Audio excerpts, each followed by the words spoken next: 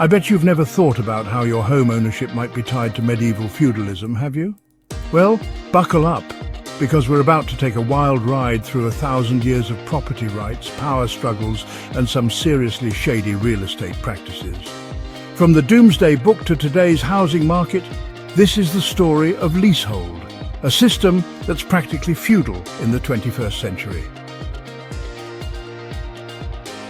Let's kick things off with a little history lesson. Picture this. It's 1089 and the Doomsday Book drops, featuring the first mention of freeholders. These were the big shots who owned land outright. A few decades later, leasehold pops up, letting powerful families keep their land while serfs worked it for a fixed time. Fast forward to the 1920s and things get interesting. New laws stopped landlords from jacking up rents and kicking tenants out, so these crafty landlords started selling long leases, usually 99 to 125 years, to keep the cash flowing without losing their land. And boom, that's how we got the modern leasehold system.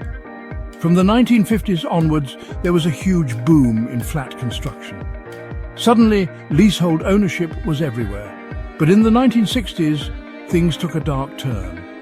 Elderly tenants faced eviction when their leases ran out, the public went nuts, and the government had to step in with new laws. Even today, leasehold is still the go-to for flat ownership. But here's the kicker. We're seeing more new-build houses sold as leasehold too. Some of these leases have ground rents that double every 10 years. It's like a ticking time bomb for homeowners. Taylor Wimpey had to set aside £130 million to help leaseholders stuck with these crazy ground rent terms. But while homeowners struggle, investors are rubbing their hands together. These escalating ground rents make freehold super attractive as long-term investments. It's like Feudalism 2.0. In 2017, the government finally said, enough is enough. They launched a consultation to tackle these unfair leasehold practices. Even Sajid Javid called these practices practically feudal. Will this medieval system finally be put to rest, or will we keep living in the shadow of the Doomsday Book? Only time will tell.